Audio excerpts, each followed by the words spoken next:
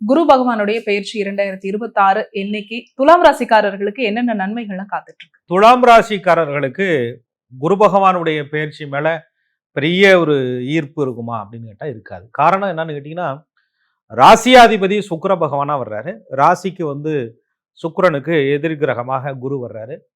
ஆனா இவங்களுடைய ஜாதக அமைப்பு பிரகாரம் லக்னத்திற்கு குரு சுபகிரகமா இருக்கிறாருன்னு வச்சுக்கோங்களேன். குருனால நிறைய நன்மைகள் துலா ராசிக்காரங்களுக்கு கிடைக்கும். ஒரு ராசியை வச்சு மட்டும் ஒரு கிரகம் எதிர் கிரகம் அப்படின்லாம் சொல்லிட முடியாது.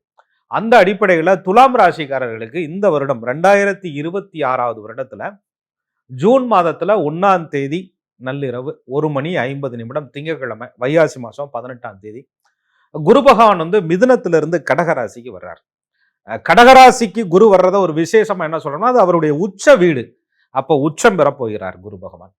அதுல சில மாதங்கள் அக்டோபர் 31க்கு மேல அதிசாரமா சிம்மத்துக்கு போயிட்டு திரும்ப 24 ஜனவரியில கடகத்துக்கு அந்த ஒரு 3 மாதம் அதிசாரமா போனாலும் கூட உங்களுக்கு ஏறக்குறைய இங்கிட்டு ஒரு 3 அங்கிட்டு ஒரு 6 ஒரு 9 மாதங்கள் உச்ச குருவினுடைய பலனை துலாம் ராசிக்காரர்கள் சந்திக்கக்கூடிய அமைப்புகள் இருக்கு.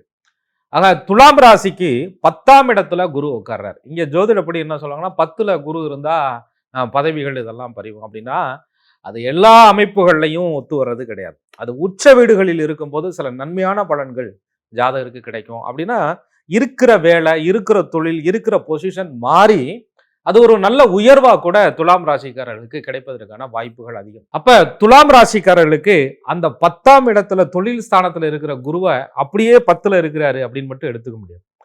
பார்வையில நிறைய நன்மைகள் உண்டு. பொதுவாக குரு பெயர்ச்சியை நம்ம எதுக்கு பார்க்குறோம்னா, ஜோதிட பாவகத்துல 12 பாவகங்களுக்கு ஒன்றுக்கு ருணரோகமா இருக்கும், ஒன்று பாக்கியமா இருக்கும், ஒன்று புகழா இருக்கும், ஒன்று பூர்வ புண்ணியமா இருக்கும், ஒன்று குழந்தையா இருக்கும்.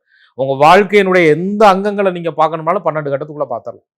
ஆக எந்த பாவகத்தை குரு பார்க்கிறாரோ, சுய ஜாதகத்திலே ஒரு பிரச்சனை இருக்கு, அந்த இடத்தை குரு பார்க்கிறாருன்னு சொன்னா நிவர்த்தி உண்டு. அந்த இடத்துக்கு அந்த குரு பார்வை படக்கூடிய காலகட்டங்களில் செய்யக்கூடிய இறை வழிபாடுகள் துலாம் ராசிக்காரர்களுக்கு நிச்சயம் வெற்றியை கொடுக்கும். துலாத்துக்கு குரு 3, 6 குடைவனாக இருந்தாலும் கூட பார்வையினால இது வேணுங்கிற ராசி வேணாத ராசின்னு குரு எப்பயுமே பார்ப்பது கிடையாது. குருவிற்கு எல்லாமே பார்வை பலனால நன்மைகள் தான் உண்டு. அந்த அடிப்படையில் குரு பார்க்கிற இடமெல்லாம் துலாத்திற்கு வரப்பிரசாதம்னு சொல்லலாம்.